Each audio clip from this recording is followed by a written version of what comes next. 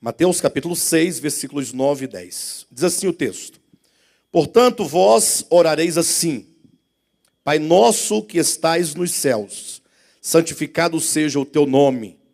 Venha o teu reino, faça-se a tua vontade, assim na terra como no céu. Amém?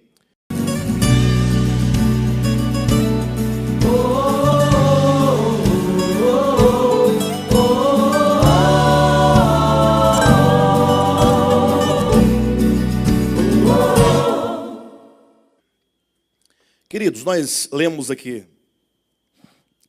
2 versículos de Mateus capítulo 6, versículos 9 e 10, em que Jesus, ele ensina os seus discípulos a orarem. Ele ensina os discípulos a orar. A oração que Jesus ensina toca em aspectos fundamentais da verdade de Deus. Se há uma coisa importante em toda a Escritura, em que nos termos que nós devemos conhecer, a fim de ter uma fé sólida, é a verdade acerca do reino de Deus. Vejam os irmãos, que Cristo disse: Portanto vós orareis assim: Pai nosso que estais nos céus, santificado seja o teu nome, venha o teu reino, faça-se a tua vontade, assim na terra como no céu. Jesus ensina os seus discípulos a orar, pedindo ao Pai que o seu reino se estabeleça definitivamente sobre a terra. Falar sobre o reino de Deus é falar sobre algo central, uma vez que toda a história de Deus com a sua criação envolve a história do reino. Então tudo começa com o reino de Deus, tudo se desenvolve mediante o reino de Deus e tudo se consumará por causa do reino de Deus. Então nós, como cristãos, precisamos atentar para essa verdade acerca do reino de Deus. Temos dito isso muitas e muitas vezes. Na conferência nós falamos também abundantemente sobre esse ponto, a questão do reino de Deus, embora muitas vezes usando um termo diferente, a casa do Pai, mas é uma referência também simbólica ao reino de Deus. E, portanto, eu me disponho nesta noite e ainda nos próximos 2 domingos, ou os domingos seguintes. Hoje eu vou começar, domingo que vem eu vou prosseguir, e ainda no terceiro domingo, a falar acerca do reino de Deus com os irmãos. Quero que os irmãos orem nesse sentido, para que Deus conceda a cada um de nós uma visão clara e espiritual, uma visão que nos governe, para que possamos fazer e falar como disse o apóstolo Paulo, né, ao rei Agripa, dizendo: olha, rei, eu não fui desobediente à visão celestial. Eu escolhi 3 domingos para falar acerca do reino de Deus, porque esse tema, ele comporta 3 perspectivas. Quando nós falamos acerca do reino de Deus, nós precisamos pensar primeiramente no reino de Deus quanto à sua natureza. A natureza orgânica, a natureza ontológica, ou poderíamos dizer, a natureza cósmica do reino de Deus. Ou seja, vamos falar do reino de Deus quanto à sua essência, quanto à sua natureza, quanto ao seu conceito. O que é, de fato, o reino de Deus? No segundo momento, será domingo que vem, nós queremos falar sobre a necessidade de ver e entrar no reino de Deus. Então vejam, primeiramente hoje queremos falar sobre a natureza orgânica do reino de Deus. Domingo que vem eu vou falar acerca da necessidade de ver e entrar no reino de Deus. E no terceiro domingo, portanto, o último domingo, vamos falar sobre a manifestação do reino de Deus. São esses 3 pontos cruciais que, se compreendidos, certamente você não terá nenhuma dúvida com respeito a esse tema e, sobretudo, você terá então um norte na sua vida espiritual. Você vai ter uma meta, você vai ter um objetivo, porque você não será simplesmente um cristão que caminha sem saber para onde ir, ou para onde estar indo, ou aonde você quer chegar. Não, você saberá exatamente qual é o propósito de Deus, quais são os problemas que envolvem a história do homem e da criação em relação a Deus e ao seu reino, e, portanto, você poderá, você que é sincero, você que tem a necessidade e você que deseja ser um cristão autêntico, um cristão vencedor, que caminha na verdade, que não somente caminha, mas que também viva esta verdade, que você seja alguém que ministre a outros a verdade, você terá então essa direção espiritual. Amém, queridos? Quais serão os 3 pontos? Hoje falaremos sobre a natureza orgânica do reino de Deus. Semana que vem, a necessidade de ver e entrar no reino de Deus. E por último, a manifestação do reino de Deus. Se você vir esse tema somente em uma desses aspectos, você não terá a compreensão de todo o tema. Por isso que muitas vezes, ao ouvir uma mensagem, a pessoa sai às vezes daqui cheia de dúvida. Porque ele ouve, e ele ouviu apenas um lado, apenas uma parte, apenas uma perspectiva. E as dúvidas que surgem, elas surgem em razão da falta de compreensão ou de ouvir os demais aspectos daquele tema. Por isso que eu me proponho a fazer em 3 vezes, devagarzinho, ponto a ponto, para que nós possamos, então, compreender todo esse tema e termos uma vida espiritual saudável e uma fé solidificada na verdade. Amém? Bem, a primeira coisa, mas nós precisamos pensar sobre o reino de Deus quanto à sua natureza, quanto à sua essência. Não sei quantos de vocês já ouviram falar, mas geralmente quando na teologia convencional se fala sobre o reino de Deus, e mesmo hoje se você perguntasse a algum teólogo, ou se você lesse algum manual de teologia, como quem procura saber o que era o reino de Deus, você vai encontrar uma resposta muito simples, e chega até mesmo a ser simplória, porque quando se pergunta o que era o reino de Deus, hoje, logo todos dirão em uníssono, em uma só voz dirão, o reino de Deus é a igreja. É a igreja que é o reino de Deus. E ponto final. E aí, cada grupo, né, cada denominação, cada igreja local, nessa concepção, que ainda que esteja correta, vamos compreender onde está o acerto desse conceito de que a igreja é o reino de Deus, somente, talvez, na próxima mensagem ou na outra. Mas é uma visão muito reduzida acerca da verdade. O reino de Deus não pode ser a igreja, porque se for exclusivamente, ou única e exclusivamente a igreja, aí a pergunta que surge é, e quando não havia igreja, o que era o reino de Deus? Não é verdade ou não? Porque a igreja tem, historicamente falando, 2000 anos. Ou seja, ela nasceu em Cristo, no Cristo histórico, com a sua morte e ressurreição, e então a sua ascensão, no dia de Pentecostes, ali em Atos capítulo 2, foi inaugurada a igreja e começa a história da igreja. Então, se alguém disser que o reino de Deus é a igreja, se esta é uma resposta exclusiva e reducionista, eu pergunto, e antes da igreja o que era o reino de Deus? Não havia reino de Deus? Ora, certamente havia reino de Deus. Mas aí, uma pessoa mais esclarecida dirá, não, mas antes da igreja, o reino de Deus era a nação de Israel. Você, muito bem, então a nação de Israel é o reino de Deus. A nação de Israel nasce, vamos buscar lá na semente, nasce em Abraão. Abraão é o pai da nação de Israel. Abraão, que gerou Isaque, que gerou Jacó, que gerou 12 filhos, dos quais veio a nação de Israel, vieram as 12 tribos de Israel. Aí eu pergunto, se o reino de Deus foi o povo de Israel, e é hoje a igreja, e antes de Abraão, o que era o reino de Deus? Não havia reino de Deus? Ora, certamente o reino de Deus é um reino eterno. Porque de geração, ou melhor, de eternidade a eternidade, o Senhor reina e o Senhor governa. O seu domínio não tem fim. E, portanto, o reino de Deus não pode ser reduzido ao povo de Israel e à igreja. Mas se alguém disser, não, o reino de Deus está ali em Adão. Começa em Adão. Adão foi colocado para reinar. E é verdade que a igreja é o reino de Deus, num certo sentido. De que o povo de Israel foi o reino de Deus, num certo sentido. E até mesmo em Adão, dizer que Deus entregou o reino a Adão, também num certo sentido tem verdade nisso.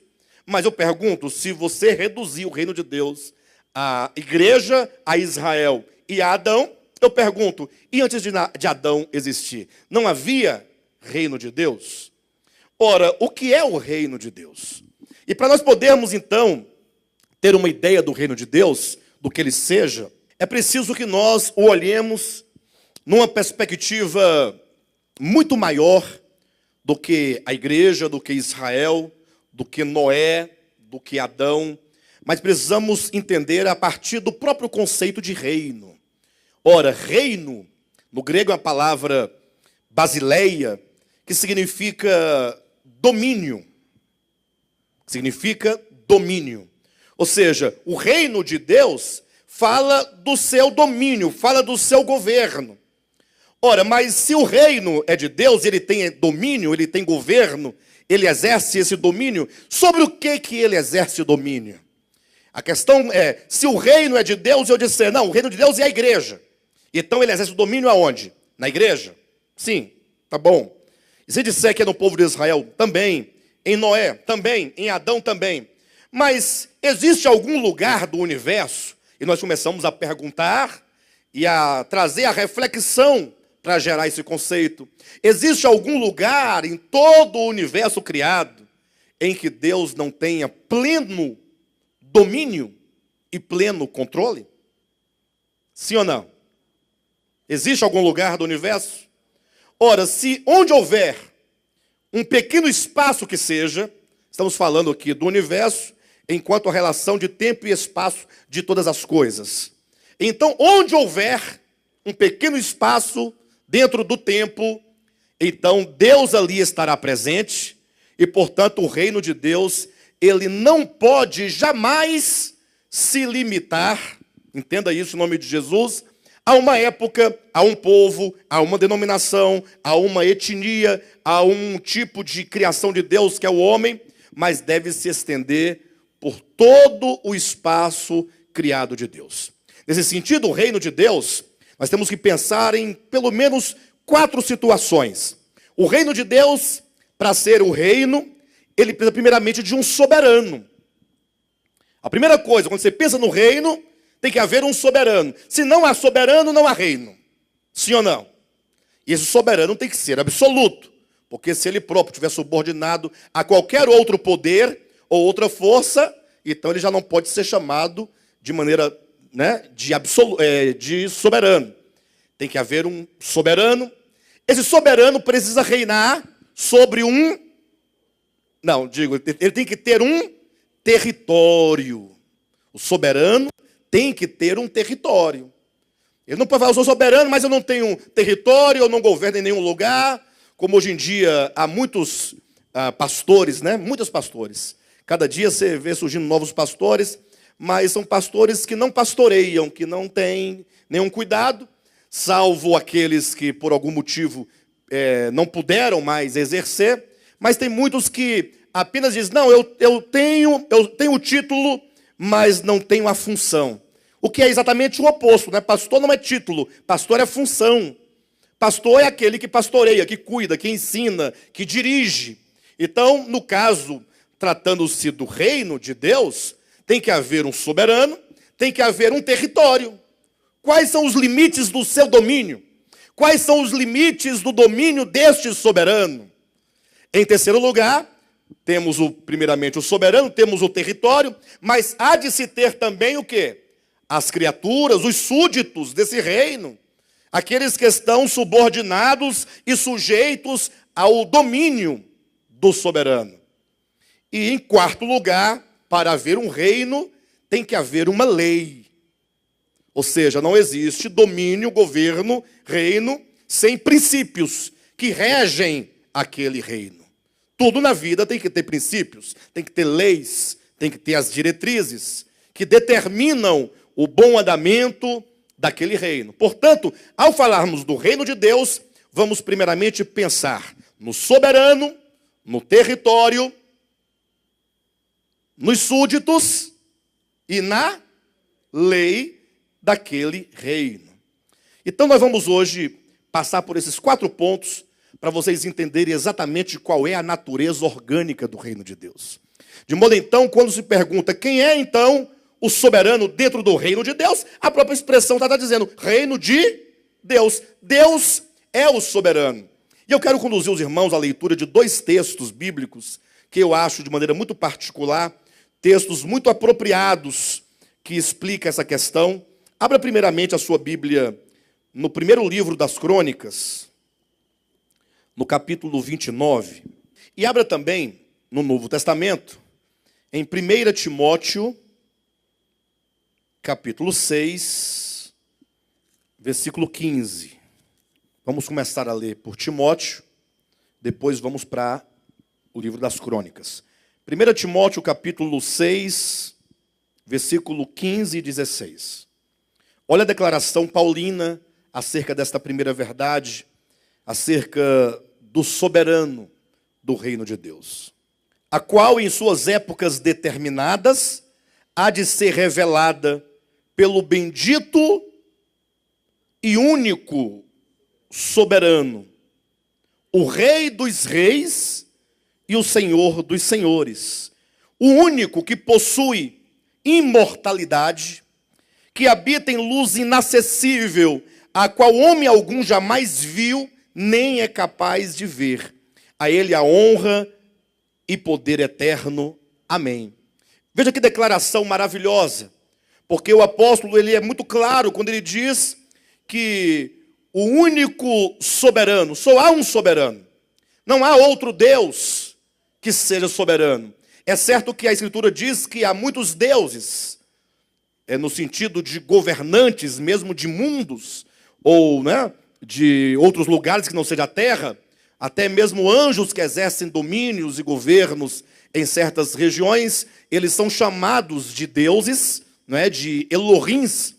A Escritura declara muito bem, o Salmo de número 82 fala claramente sobre esses Elohims, esses anjos, essas potestades, esses dominadores chamados de deuses, mas que são deuses quanto à posição, estão ali no sentido de governar algumas regiões que o próprio Deus, o soberano, o único soberano, determinou que eles assim fizessem. Mas quanto à soberania, só há apenas um único soberano.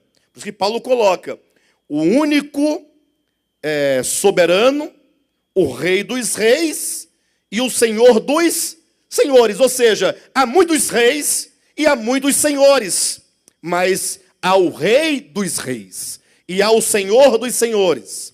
É o único que é o soberano. E este é aquele de quem diz o apóstolo Paulo, que habita em luz inacessível, que olho algum jamais viu, nem é capaz de ver. Este é o Deus eterno, este é o Deus soberano. E falando deste Deus, Davi declara no primeiro livro das Crônicas, capítulo 29, a partir do versículo 10, leia comigo, que palavras maravilhosas. É aquilo que eu digo, ensinei aqui no Querigma aos irmãos. Olha, estamos aqui no livro das Crônicas. Teoricamente falando, estamos aqui num livro do Antigo Testamento. Ou seja, um livro que foi escrito à época do Antigo Testamento.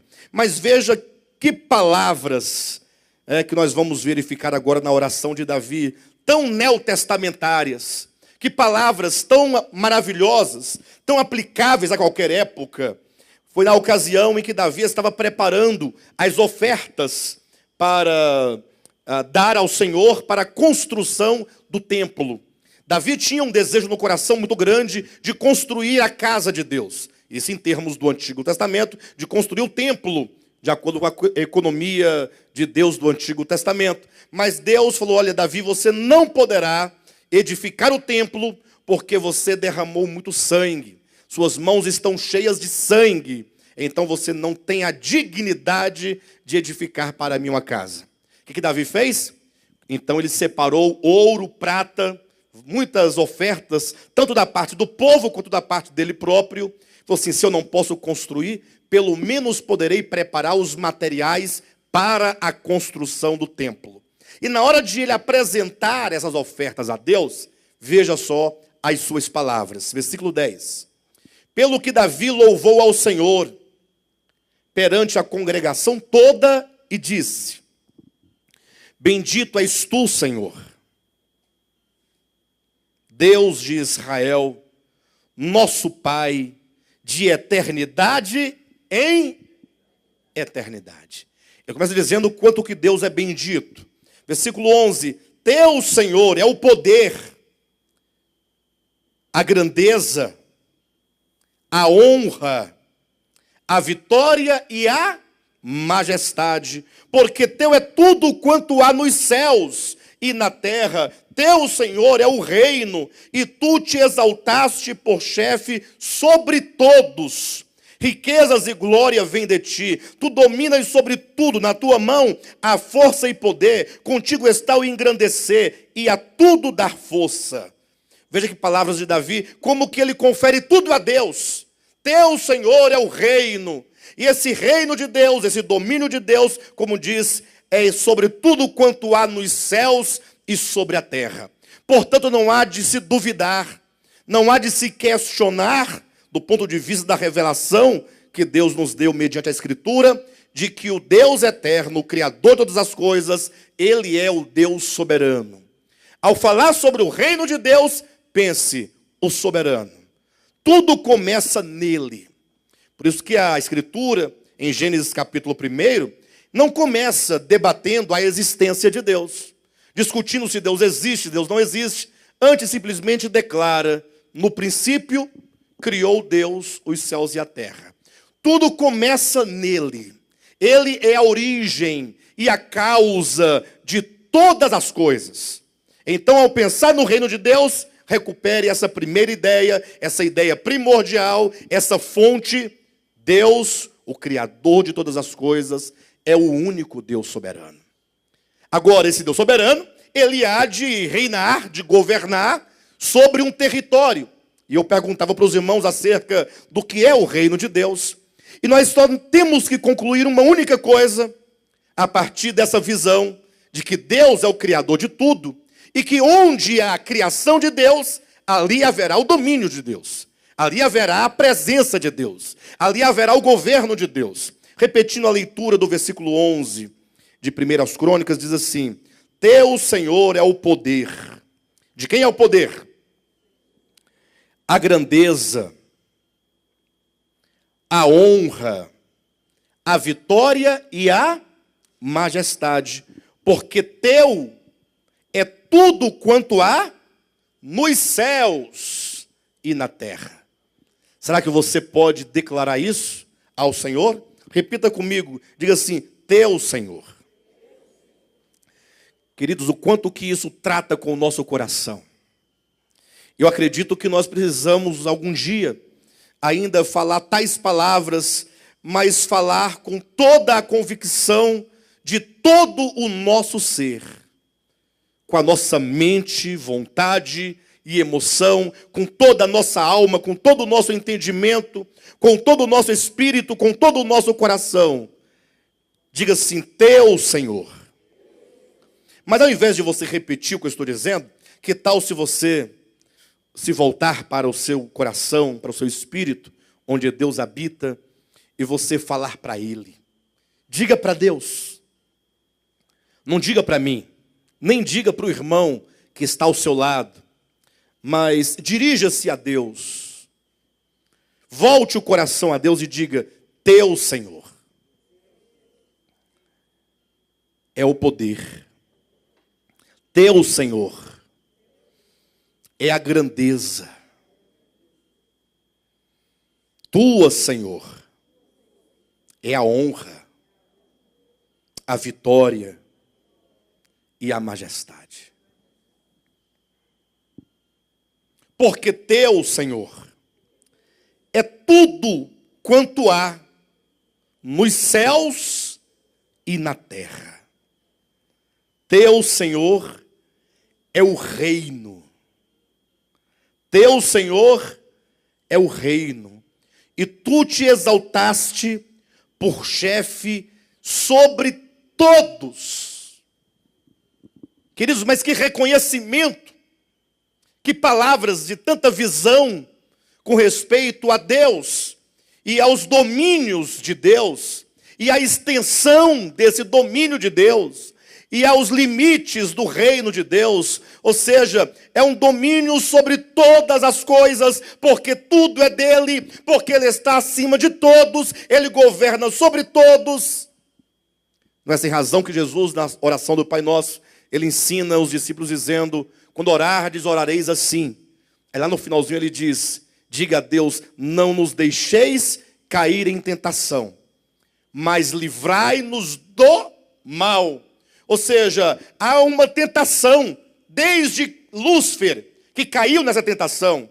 Há uma tentação, desde Adão, que lá no Éden caiu em tentação. E desde sempre na história dos homens, essa tentação está sempre presente diante de todos os homens, de todas as criaturas inteligentes. Qual a tentação? Não nos deixes cair em tentação, mas, ao contrário de cairmos na tentação, livrai-nos do mal. Então essa tentação é a tentação de cairmos neste mal. E qual que é este mal? E Jesus continua dizendo: porque teu é o reino. O reino pertence a Deus. Ele é o soberano. Quando Davi declara tais palavras: teu, Senhor, é o poder, tua é a glória, a grandeza, a honra, a vitória, a majestade, porque teu é tudo quanto há nos céus e na terra. Teu, Senhor, é o reino, e tu te exaltaste por chefe sobre todos. Ele está simplesmente declarando: eu sou simplesmente uma criatura no teu reino, e eu estou debaixo do teu governo, e eu quero me submeter a esse reino, ao teu domínio por todo o tempo em que eu viver, em que eu existir. E este deve ser o coração, e essa deve ser a oração de todos nós, de todos os crentes, de todos os homens, de todas as criaturas inteligentes. Todos devem ter tal consciência de que Deus é o soberano e de que o seu domínio se estende por toda a sua vasta criação. Seja aqui no planetinha Terra, tão pequenininho, aqui é o reino de Deus. Aqui é o reino de Deus. Em toda a terra há o reino de Deus.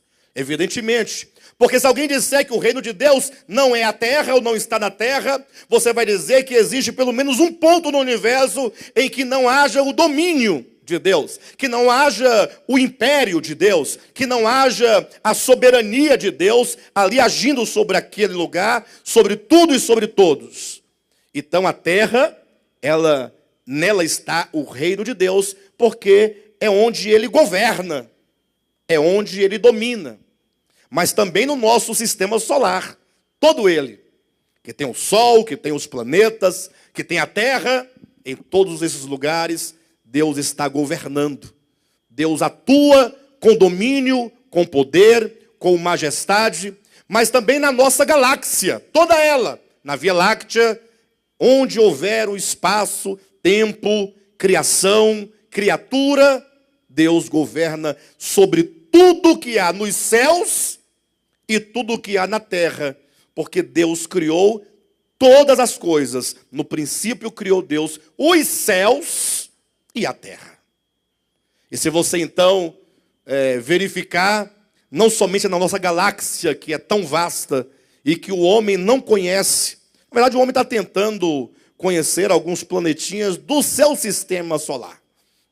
Nosso sistema solar é composto pelo nosso Sol, esse que nos aquece todos os dias, e dos planetinhas que estão ali gravitando em torno do Sol, e também do nosso satélite natural, que é a Lua. Então esse é o nosso sistema solar. Agora imagine que sistema solar igual a este, na nossa galáxia, que é a Via Láctea, deve haver em umas 200 milhões de sistemas solares igual o nosso, formando a nossa galáxia. Já imaginaram? 200 milhões de sistemas solares igual o nosso. Agora imagine que a nossa galáxia é apenas uma, em tantas outras 200 milhões de galáxias que existem. Em todo o vasto universo, Deus está governando. Quando você olha, então, nós temos o soberano e temos os domínios desse rei, os domínios deste soberano, que é toda a sua criação. Portanto, nós devemos entender que todas as criaturas nesses domínios, sejam homens sobre a terra, sejam anjos nos céus, principados, governadores, forças, seja quem for, qualquer criatura inteligente ou não inteligente, no sentido de ter a consciência da sua existência ou não, todas as criaturas estão debaixo deste governo. Sobre eles o Senhor governa, e toda criatura deve louvar e adorar a esse ser majestoso. E, portanto, nós todos as criaturas somos os súditos desse reino, do seu reino. Os anjos, milhões e milhões, milhares de milhares, miríades de miríades, são súditos no reino de Deus. Existem por causa dele, vivem em razão dele, devem adorá-lo, devem louvá-lo, devem bendizê-lo, devem lhe render toda a glória que só a ele pertence em todos os domínios. É verdade que nós sabemos o problema da queda, tanto de anjos quanto de homens, mas esse é um outro problema que nós vamos entender quando falarmos sobre a necessidade de ver e entrar no reino de Deus. Isso é na semana que vem. Por enquanto vamos entender apenas que há um soberano, que todos os limites da sua criação, ou que toda a sua criação formam os limites do seu reino, do seu domínio, e todas as criaturas, inteligentes e não inteligentes, sejam homens, sejam animais, sejam plantas, o reino mineral, o reino animal, o reino vegetal, o reino hominal, o reino angelical, todos são os súditos desse reino de Deus. E aqui vem um grande detalhe, um detalhe muito interessante que nós temos que falar sobre isso. Antes de nós falarmos sobre o homem de uma maneira bem peculiar, bem particular, nós temos que pensar um pouco sobre a lei deste reino. Porque se há um soberano que é Deus, o Criador, se há o território, os domínios do seu governo, que é a sua vasta criação, se há os súditos, que são todas as criaturas criadas pelo Criador, agora há de se ter uma lei. E aqui é onde talvez as coisas elas são entendidas mais claramente a partir da questão da natureza orgânica do reino de Deus. Por que nós falamos natureza orgânica? Por que orgânica? Vamos pensar um pouco sobre o nosso reino aqui da terra. Nós vivemos na nação brasileira, né? Um país chamado Brasil. E, portanto, nós todos nascemos aqui, somos todos brasileiros, e nós temos, portanto, aí um governo que domina sobre nós, governo este que nós mesmos elegemos, não é isso? Que colocamos no poder, sem entrar nos méritos, nem nos detalhes, de sorte, então, que agora existem leis que foram feitas para que nós pudéssemos, ao cumpri-las, vivermos bem em sociedade. Então, aí há centenas e centenas e milhares de leis de todo tipo a que nós todos devemos obedecer. Tem a lei do trânsito, não tem? Tem a lei fiscal, tem a lei do silêncio. Não, centenas, são milhares e milhares de leis que todos nós devemos obedecer. Agora eu pergunto, nós obedecemos a essas leis todas de maneira absoluta? Pelo contrário, nós até nos revoltamos contra muitas delas, né? Mas veja você que essas leis, elas são leis externas. É uma lei que alguém pensou que seria boa para nós, e então lá o legislador foi, né, o constituinte foi lá e escreveu aquela lei, e outorgou aquela lei, ou então, né, agora está aí para nós seguirmos. Aí você olha aquela lei, você passa a conhecer aquela lei, você passa a saber das consequências da transgressão daquela lei, ou dos benefícios daquela lei. Você pode concordar ou pode discordar, porém, ela está fora de você. Amanhã ou depois essa lei pode ser até mudada, inclusive. Ela pode ser alterada, ela pode ser anulada, depende de vários fatores. Mas ela não está dentro de você, ela está fora de você. Portanto, essa lei se diz que ela é uma lei meramente objetiva. Ela não é uma lei orgânica. Ela faz parte de uma organização de leis, mas ela não faz parte do nosso ser, da nossa essência, da nossa natureza. Agora, o reino de Deus, ele não tem leis exteriores. Alguém dirá, tem, pastor? Tem sim, porque Deus deu ao homem os 10 mandamentos. É uma lei escrita em tábuas de pedra. Aí eu falei, é verdade, tinha me esquecido dessa lei. A questão é que, quando Deus deu a lei dos 10 mandamentos, a Escritura é clara ao dizer, ela foi adicionada.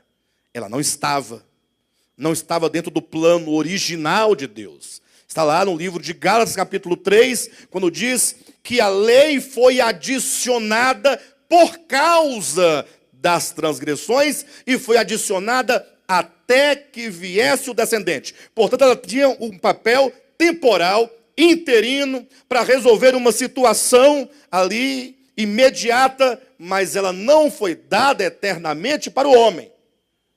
E quando entramos no Novo Testamento, qual é uma das grandes revelações que nós encontramos? É que o ensinamento do Novo Testamento é que na nova aliança, no Novo Testamento, na aliança do Calvário, Deus agora quer estabelecer o seu reino mediante uma lei interior dentro do homem. Ou seja, Deus sabe, e Ele sempre soube, e a própria Escritura declara alto e bom som, Antigo e Novo Testamento, que nenhuma lei externa, ela é capaz de verdadeiramente governar o homem. Ela é capaz de verdadeiramente trazer um controle sobre o homem. Então, o reino de Deus, e no reino de Deus, todas as coisas são orgânicas. Nada está simplesmente... Deus não colocou nenhuma placa. Por exemplo, imagine só você.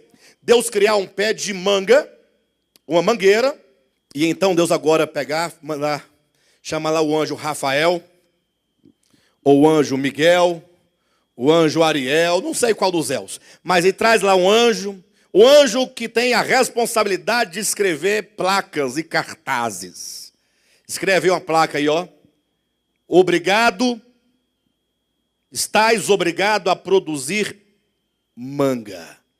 Aí Deus cria um pé de manga e fala assim, olha, aqui está uma lei.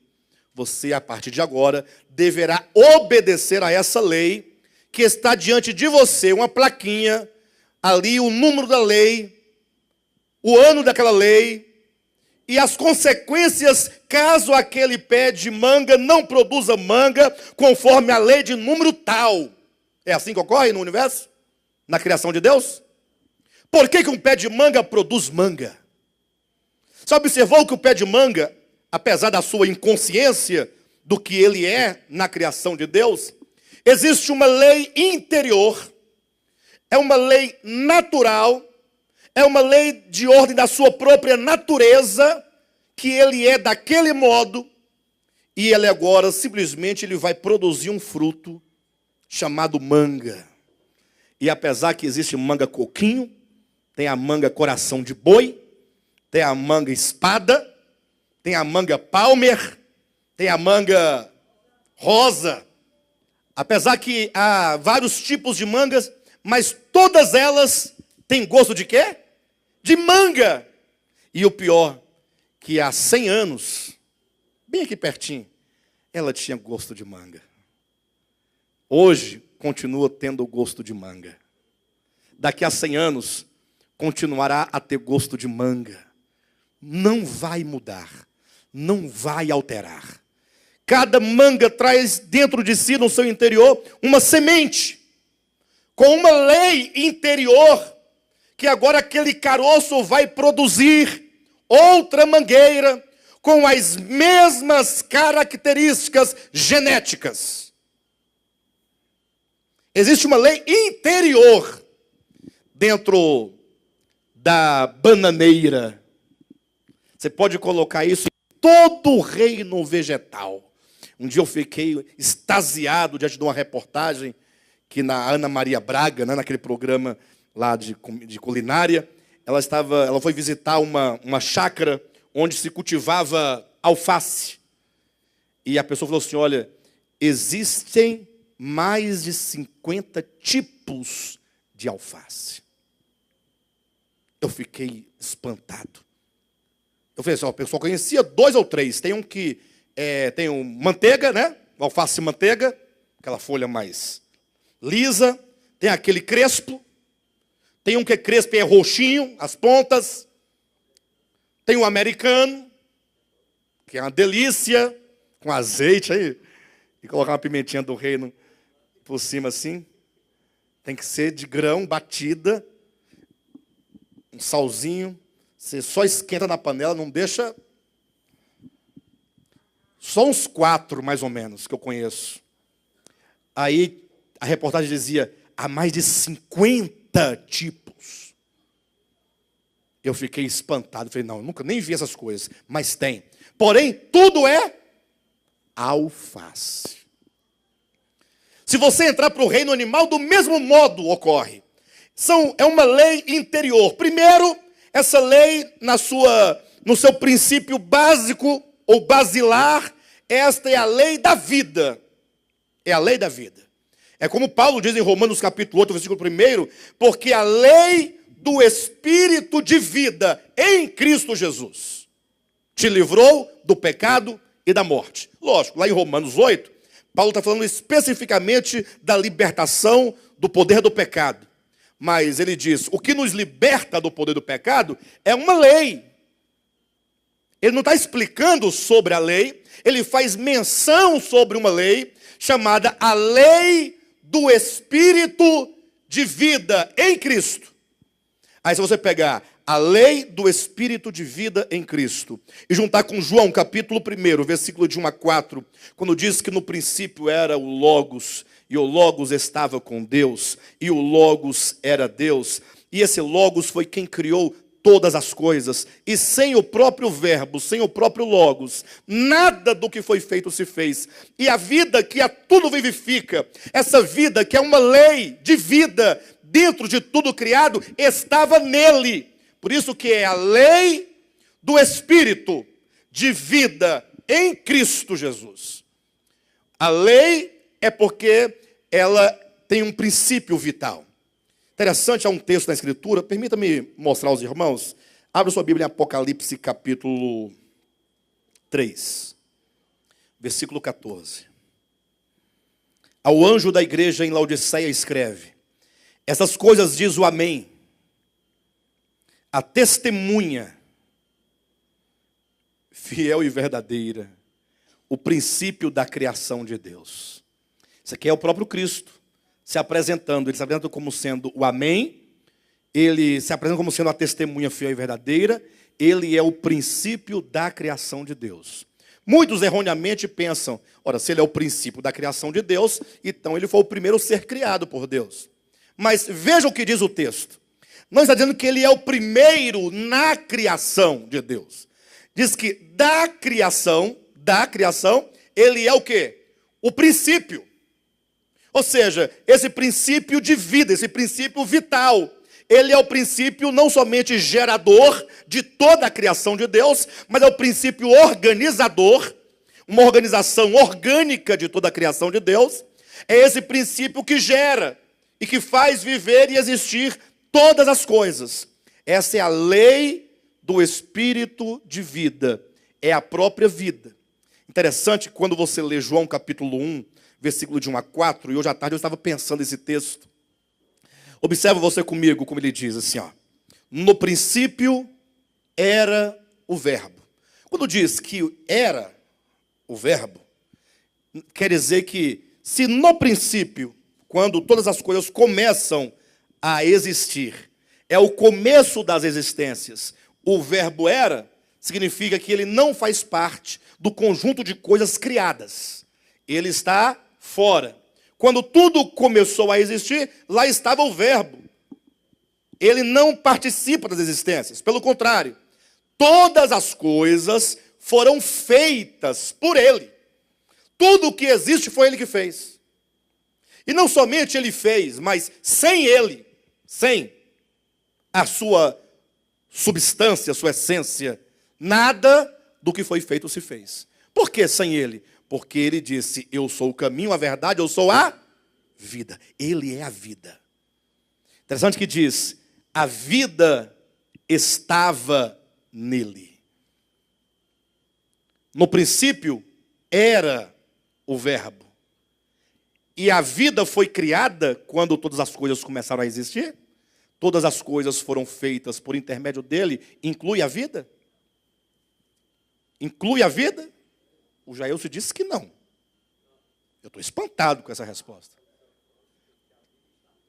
A vida que traz as coisas à existência estava. No princípio era e a vida estava. A vida não foi criada por ninguém. A vida é. Na verdade, todas as coisas existem por causa da vida. É a vida que faz com que todas as coisas que existem vivam. E esta vida, portanto, é uma lei. É uma lei que em cada criação, de acordo com as suas características, com as suas idiosincrasias, essa lei, ela funciona, essa vida, ela gera, ela organiza, ela dá sabor, ela dá cheiro, ela sustenta. Essa vida é uma lei em todas as coisas. No homem, de uma maneira particular, é dito, e essa vida que estava em Cristo, que agora está no homem, e esta vida era a luz dos homens. Ou seja, no homem, essa vida chega a nós como razão, como consciência. Por isso que a própria palavra logos, que é verbo na nossa Bíblia, que é Cristo, se traduz por razão, consciência, esse conhecimento, essa luz. Por isso que o escritor de Provérbios vai dizer no capítulo 20, versículo 27, que o espírito humano é a lâmpada do Senhor. No homem que esquadrinha todo o homem. Portanto, se Deus é o soberano, se a sua vasta criação é o seu território, se todas as criaturas são os súditos desse reino, a lei que deve governar a todo o universo é exatamente essa lei do espírito de vida, essa lei orgânica dentro de toda a criação. Essa vida, ela está também numa pedra. Vocês sabiam disso? Ah, pastor, mas pedra não tem vida. Pedra é pedra. Não, queridos, é porque essa vida, nós, na verdade, nunca vamos conhecer essa vida plenamente. Nunca. A vida eterna consiste em quê? Em conhecer a Deus. Então, conhecer a Deus é conhecer a vida. E, portanto, nós gastaremos toda a eternidade buscando conhecer a Deus. Então, tem toda a eternidade nunca acaba. Essa busca de conhecer nunca vai acabar, porque Deus é inesgotável.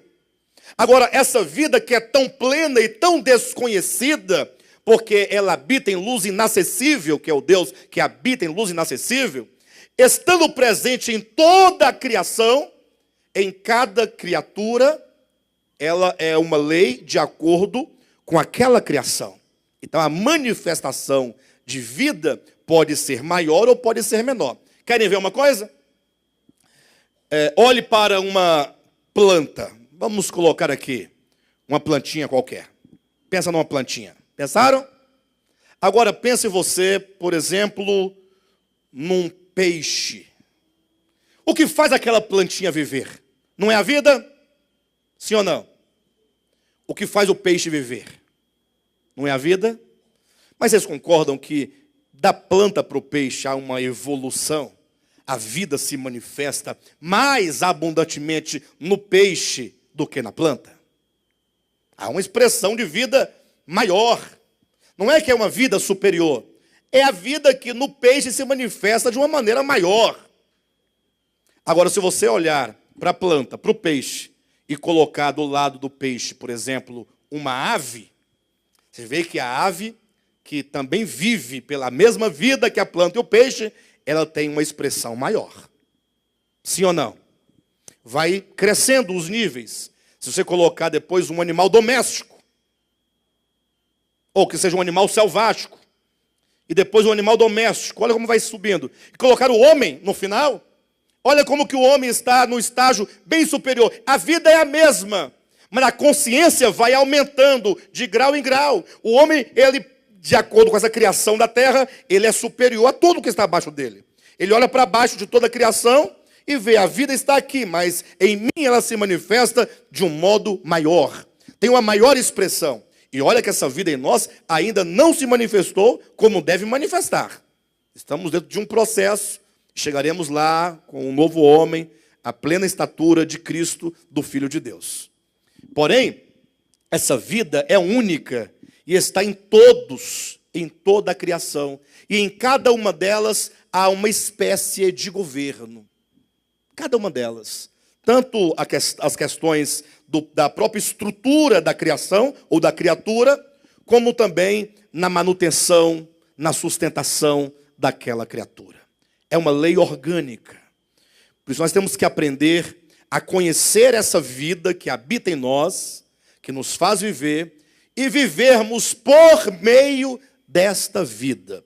O Novo Testamento está cheio de textos, recheado de textos, falando que nós devemos depender desta vida, viver por meio desta vida, conhecer esta vida, porque somente vivendo deste modo, por meio dessa lei, deste governo interior, é que nós conseguiremos cumprir em nós, ou teremos cumprido em nós, a vontade do nosso Deus. Amém, queridos? Bem, tendo visto nós então, que existe o soberano, o território, os súditos e essa lei orgânica, vamos entender melhor essa lei orgânica na próxima mensagem. Vamos falar sobre a queda do homem, vocês vão entender por que essa lei, estando em nós, nós não vivemos muitas vezes por meio dela. Tá bom? Mas vendo esses 4 pontos, vamos voltar o nosso olhar para o homem. Porque o homem é o objeto da nossa atenção. Nós sabemos que o Senhor Jesus, ele morreu por toda a criação. E ele veio resgatar toda a criação. Mas o alvo da redenção de Deus é o homem, sobretudo o homem. Temos que olhar para este homem conforme ele fora criado originalmente. E quando você olha então para o homem, se você entender isso, meu querido, como que a nossa vida vai mudar? Tudo vai ser alterado. Nossa vida vai melhorar muito, porque nós vamos compreender algo que até então tem sido escondido do povo de Deus. Infelizmente. Mas é um fato. E muitas vezes até já foi pregado equivocadamente contra esta verdade, em razão da falta do entendimento. Porque quando você coloca, se Deus é a fonte de todas as coisas, e fora dessa fonte que é Deus, nada existe, esse aqui é um ponto fundamental. Parece meio filosófico, mas isso vai mudar toda a nossa forma de pensar. Vamos pensar como Deus criou o homem originalmente. Havendo Deus, no primeiro dia, segundo dia, terceiro dia, em cada dia, trazido à existência ou feito ali a restauração daquela criação, no 6º dia, disse Deus, preste atenção, façamos o homem. Pronto, ele fará o homem. No 6º dia, façamos o homem. Agora, como Deus faria este homem? Ou como Deus fez este homem? Ele diz, façamos o homem a nossa imagem, conforme a nossa semelhança. E aqui há 2 coisas muito típicas com respeito à criação do homem. Eu digo isso porque quando você olha, por exemplo, quando Deus diz assim, olha, produz a terra relvas. Ele não diz, façamos a relva a nossa imagem conforme a nossa semelhança. Não. Ele diz que a terra é uma ordem, uma lei. Olha a lei funcionando. Que a terra produza relvas. Vocês entenderam? Deus não foi lá e não fez a relvinha direitinho. Não, ele fez. Mas o modo como ele fez foi dizendo, ordenando, produza a terra relva. Por isso que você coloca lá uma terra lá, tem mais nadinha, daqui a pouco começa a nascer as plantinhas.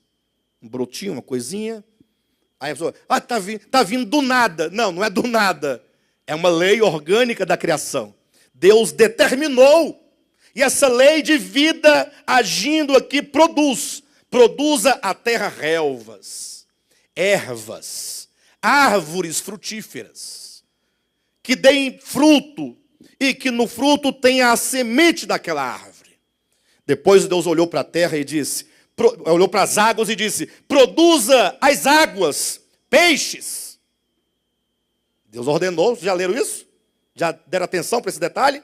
Que as águas produzam peixes. Deus não criou um por um, pegando direitinho, fazendo, nenenzinho. Não, que as águas produzam peixes, animais marinhos. É uma lei natural, orgânica, dentro desse reino de Deus. E assim se fez.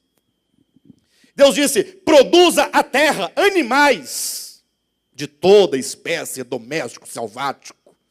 Os animais saíram da terra, igual minhoca. Calma, é só para vocês entenderem. Mas eu quero dizer com isso que os animais, produza a terra os animais. E assim se fez. Assim foi a criação de Deus. Mas quando chegou no homem, disse assim: agora produza a terra homem, conforme a sua espécie. Foi assim? Produza erva, relva e árvores frutíferas, segundo a sua espécie, a espécie da própria criação, criatura. Produza animais, peixes, conforme a sua espécie. Produz a terra animais, conforme a sua espécie. Quanto ao homem, ele diz: ouça agora em nome de Jesus, deixa essa palavra entrar. Façamos, este nós vamos fazer. Façamos o homem conforme a nossa imagem. Imagem. Façamos o homem, homem feito por Deus, conforme a nossa imagem, a imagem do Deus trino, do Deus eterno. O homem criado por Deus, presta atenção, é conforme a imagem de Deus. Se for para eu entender o que significa o termo imagem, e eu me servir de Colossenses capítulo 1, versículo 13, quando diz que Cristo, o verbo de Deus encarnado, feito homem, andando entre nós, é a imagem exata, é a exata expressão do Pai. Ele é a imagem exata do Pai. O que significa que ele é a imagem no sentido de ter braços, perna, cabelo, olho, nariz, boca. É assim? Muitos pensam que o homem é criado à imagem de Deus porque Deus tem nariz, tem boca, tem dente, tem siso, tripa, unha. Imagina Deus lá cortando as unhas. Imagem diz respeito à natureza essencial que é o amor de Deus. Deus é amor. Essa alma de Deus, essa expressão dos sentimentos de Deus, que se resume, Deus é amor, é a imagem. O homem foi criado à imagem, você foi criado à imagem, você é a imagem de Deus. Você é a imagem de Deus. Tem coragem de falar? Eu sou a imagem de Deus. Portanto, você foi criado para expressar exatamente o que Deus é. Nem mais e nem menos, exatamente. Você foi criado para expressar isso. Tem uma canção católica muito bonita. Cadê o Gil? Está aí? Me lembra aí, Gil. A imagem e semelhança do amor fostes criado. Então dos teus atos o mais sincero e natural é o teu amar. Olha, é assim, Gil, tá certo? Está um pouco desafinado, mas não tem problema. Pode ter a letra, né? Como é que diz? Vamos voltar lá onde comecei? Se alguém duvidar de ti, diz a letra, dizendo que não amas. E aí, Gil? Se alguém duvidar de ti, dizendo que não amas, e pelos erros teus, viu, Vera? Julgar o teu viver, não desanimes, não. Deus vê teu coração. A imagem e semelhança do amor fostes criado. Então, dos teus atos, o mais sincero e natural é o teu amar. Essa letra de canção, que fala uma verdade, parte desse princípio. O homem foi criado à imagem de Deus. Imagem diz respeito à natureza essencial de Deus, que é amor. Porque o Filho de Deus, ao se encarnar, vindo ao mundo, ele, como diz em Apocalipse capítulo 3, sendo ele a testemunha fiel. O que é testemunha fiel? Moisés foi testemunha de Deus? Não, foi. Ele falou que viu Deus pelas costas, inclusive. Viu os lombos de Deus. Jeremias foi testemunha? Isaías? Ele viu, teve uma visão lá num templo, um alto sublime trono e Deus assentado. Foi o que ele viu. No tempo dele, no êxtase dele, né? Na limitação dele. Houve muitas testemunhas, mas quando o Cristo de Deus, que está no seio do Pai, desceu à terra, é dito dele, ele é a testemunha fiel. E Paulo diz, e ele é a expressão exata do ser de Deus. Ele é a imagem de Deus, porque ele transmite exatamente o que Deus é na sua essência. E o homem foi criado à imagem de Deus. E quando diz que o homem foi criado não somente à imagem, mas também à semelhança de Deus, quer dizer que o homem não tem uma linhagem própria de si mesma, de per si. Porque cada ser foi criado segundo a sua própria espécie. Produz a árvore segundo a sua espécie, animais segundo a sua espécie. O homem é semelhante de Deus. Portanto, nós, embora criaturas, nós fomos criados para participar dele, do seu espírito, ser habitação consciente dele. Nós somos da descendência de Deus. Abra sua Bíblia em Atos capítulo 17. 17 e 26 diz assim, de Atos, de um só fez toda a raça humana para habitar sobre a terra, havendo fixado os tempos previamente estabelecidos e os limites de sua habitação, para buscarem a Deus, se porventura, tateando, o possam achar, bem que não está longe de cada um de nós, pois nele vivemos e nos movemos e existimos, como alguns dos vossos poetas têm dito, porque dele também somos geração. Quem disse isso foram os poetas gregos. Mas Paulo, no meio de uma ágora, né, de uma grande praça, acredito que sim, no meio de um tanto de pagãos e de filósofos gregos, e de altares e de ídolos, ele disse, olha, alguns dos vossos poetas disseram que nós somos geração de Deus, e eles falaram a verdade. Essa palavra geração vem de nós somos genos de Deus. Se você quiser traduzir mais literalmente, nós somos prole de Deus, filhos gerados da natureza de Deus. Nós somos família de Deus. Dele nós viemos, nele nós existimos, nele nós nos movemos, nele nós vivemos, dele fomos gerados. Então o homem, quando foi criado, ele procedeu de Deus, ele trouxe consigo a imagem de Deus, e ele é semelhante a Deus. Por isso, você talvez vai se assustar agora com o que eu vou dizer. Mas escuta aí em nome de Jesus. Não fuja, calma, volte, nós temos que completar, são 3 domingos para eu falar sobre esse assunto.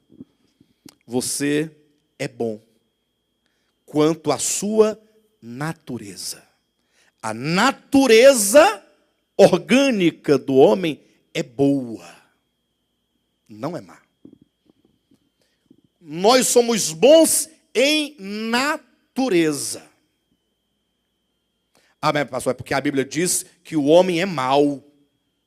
Jesus disse, se vós que sois maus, mas é verdade, o homem é mau mesmo, Jesus disse. E nós temos visto essa maldade humana, mas calma que nós vamos chegar lá na maldade. Por enquanto estamos falando sobre a natureza orgânica do reino de Deus. Ou seja, de onde de onde procedeu, origem, a substância do seu espírito humano? De Deus. Se ele for mau, veio de onde a maldade? De Deus. Ele é a fonte. Tiago diz, de uma mesma fonte, não pode jorrar água salgada e doce, ou amarga e doce. Pode? Da fonte única que é Deus, pode sair o bem e o mal? Pode sair a luz e as trevas? Deus é luz e nele não há treva alguma. De Deus só pode proceder aquilo que é bom. Por isso que, havendo Deus criado todas as coisas, vendo Deus tudo feito, disse, e viu Deus. Não disse, e disse Deus. Deus não disse, ele viu. Ele constatou e viu Deus que tudo era muito bom. Eu estou falando sobre a natureza do homem que procede de Deus, que é a imagem de Deus e é a semelhança de Deus. Eu sei que você está se questionando sobre a maldade do homem, mas disso falaremos só nas mensagens posteriores, porque não tem como falar tudo num dia só. Vamos parar por aqui neste homem criado, cuja natureza humana, que procede de Deus, Deus é fonte, essa natureza humana, criada, procedente do eterno, ela é boa, porque ela procede de Deus, porque ela é a imagem de Deus, porque ela é a semelhança de Deus. Então este homem agora criado, ou a este homem, no reino de Deus, observa, ora, o reino de Deus, no sentido orgânico, natural, da essência, da lei do Espírito de vida, é toda a criação de Deus. Perfeito ou não? Agora, vocês concordam que esse reino, ele não pode ser somente orgânico, ele também tem que ter uma atividade? Sim ou não? O reino não tem que ser ativo. O reino não tem que ser manifestado, ou não? Reino de Deus, todo mundo. Não. Por isso que Deus, ao criar o homem, a sua imagem e semelhança, o homem cuja natureza é boa, porque procede de Deus, Deus disse a ele, a este homem criado, macho e fêmea, olha, presta atenção, crescei. Eu quero que você cresça. Este homem criado, a imagem, tem que crescer. Mas não é crescer em estatura, tamanho. Adão ficou grandão. Alguns falam que ele tinha 2,38 m. Outros discordam, falam que ele tinha 2,47 m. É uma bobagem. Não é, pastor Josué? Não sei se é 38, é 47. Enfim. Mas quando diz crescei, ele continua dizendo, multiplicai. Olha o sentido. Enchei a terra. Ora, Deus queria que este homem criado, bom, a sua imagem, a sua semelhança, enchesse a terra de si mesmo. O homem enchendo a terra de si mesmo, por meio da multiplicação, ou seja, Adão, e ali Adão, homem e mulher, macho e fêmea, chamava-se Adão. E agora eles teriam um filho, a imagem e semelhança de Deus, que é tudo continuidade, natural. Ainda não veio o pecado ainda, tá, amados? Estamos no início aqui da criação. Então, hipoteticamente, aí ia nascendo outros, e outros, e outros, e outros, todos a imagem de Deus, a semelhança de Deus, enchendo a terra da expressão de Deus, enchendo a terra da imagem de Deus, enchendo a terra da semelhança de Deus, de sorte que todos em qualquer ponto da terra, para onde olhasse, viria o quê? Deus. Por isso nós vamos encontrar no Antigo Testamento e no Novo dizendo acerca de Deus, e todos o verão. Não fala que todos o verão? Inclusive tem um texto do Apocalipse, talvez no último domingo nós podemos tratar um pouco sobre ele, ou talvez não poderemos escapar de falar alguma coisa acerca dele. Mas é dito assim, que eis que ele vem com as nuvens e todo olho o verá. Todo olho o verá, todo. E há um texto de Hebreus capítulo 12, eu compartilhei ele aqui, salvo engano, num estudo de quarta-feira. É um pequeno texto feito pelo irmão, nosso caro colaborador, João Batista. Ele explicou por escrito aquele texto que diz assim, segui a paz com todos e a santificação, sem a qual ninguém verá o Senhor. Ou seja, a santificação é uma necessidade não nossa, mas a necessidade para que muitos e outros vejam o Senhor em nós. Mas em razão que o apóstolo Paulo ele vai dizer, a carta aos Tessalonicenses, capítulo 1, versículo 10, referindo-se à vinda de Cristo, dizendo: e Cristo será glorificado nos seus santos, e todos contemplarão e verão a Deus nos seus santos.